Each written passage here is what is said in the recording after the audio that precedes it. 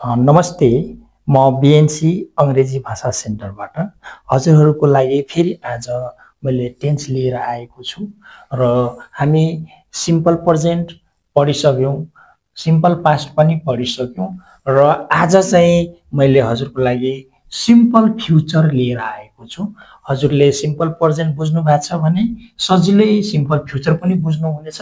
जस्तै कि हेर्नुस्, सिम्पल फ्युचरमा के छ भने subject plus shall will plus V1 छ र हामी चाहिँ अघिल्लो पाठमा चाहिँ आई मिन चाहिँ सिम्पल प्रेजेन्टमा के पढेका थियौं भने छ, छु, छिन, छन्, छौ।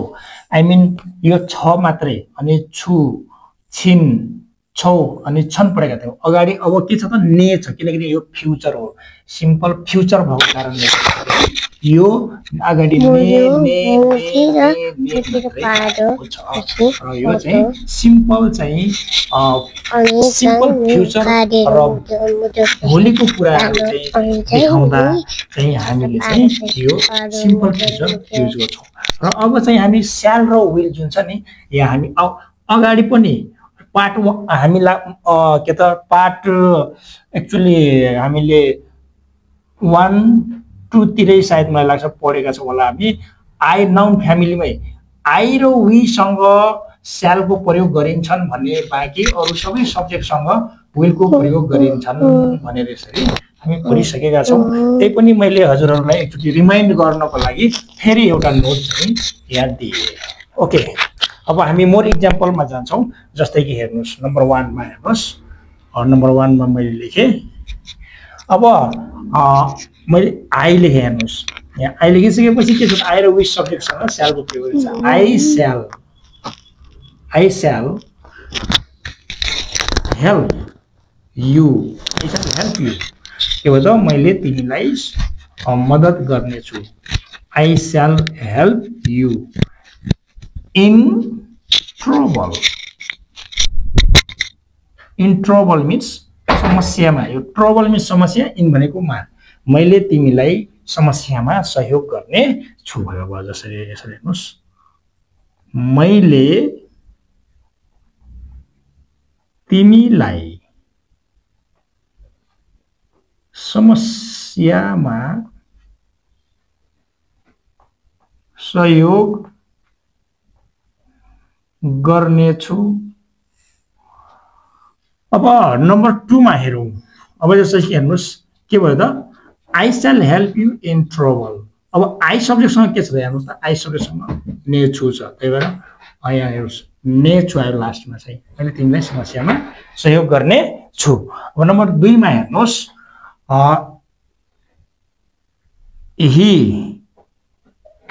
he will।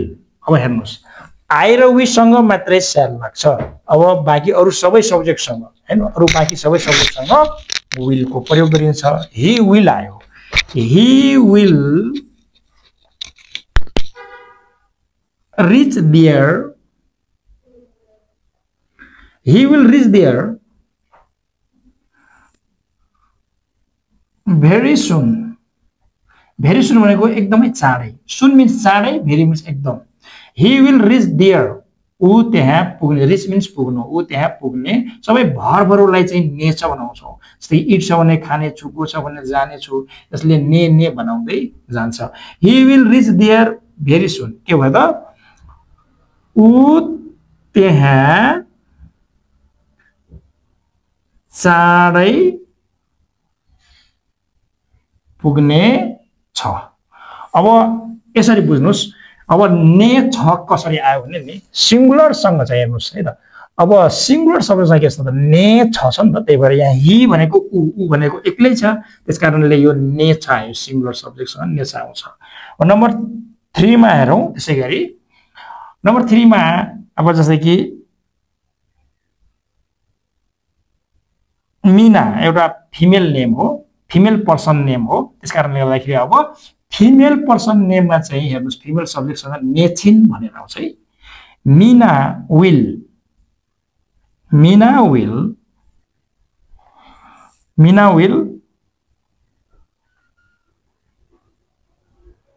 रिफ्यूज मिन्स इन्कार गर्नु। ओके, मीना विल रिफ्यूज के भयो त, मीनाले इन्कार गर्ने छिन्।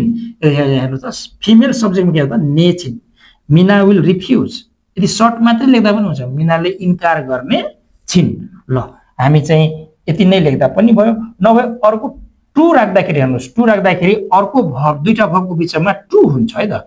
मीना विल रिफ्युज, मीनाले इन्कार गर्ने छिन् के गर्न त, Meena will refuse to marry. मीनाले इन्कार गर्ने छिन् के गर्न, बिहे। Meena will refuse to marry. अब हेर्नुस्, मीनाले बिहे गर्न इन्कार गर्ने छिन्। अब फिमेल सब्जेक्टमा ने छिन् आयो। त्यसैगरी नम्बर 4 मा हेरौँ है। नम्बर 4 मा के छ त, अब यु र वी राखेर एउटा बनाऊ है। अब जस्तै कि यु विल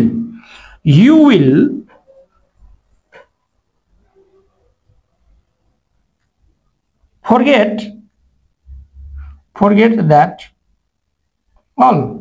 अब हेर्नुस्, यु विल फॉरगेट मिन्स त बिर्सनु। बिर्सनु जुन छ भर्बलाई चाहिँ ने छ। जस्तै कि अब यु सब्जेक्ट र वी सब्जेक्टमा के हुन्छ त, यु र वी सब्जेक्टसँग छौ आउँछ है त, ने छौ। के भयो त, तिमीले बिर्सिने छौ। के दैट अल मिन्स त्यो सबै, दैट त्यो अल सबै। के भयो, तिमीले त्यो सबै बिर्सिने छौ। अब हेर्नुस् यहाँ, तिमीले त्यो सबै बिर्सिने छौ। तिमीले त्यो सबै बिर्सिने छौ भयो है। अब त्यसैगरी नम्बर 5 मा हेर्नुस् है। नम्बर 5 मा अब नम्बर 5 मा बाँकी के छ त, ने छन्। कस्तो अवस्थामा हुन्छ त, प्लुरल सब्जेक्टसँग है, दुई भन्दा बढीसँग ने छन् हुन्छ। यहाँ लेखेको छ प्लुरल सब्जेक्ट दुई भन्दा बढीसँग, बहुवचनसँग। जस्तै कि दे हेर्नुस्, दे विल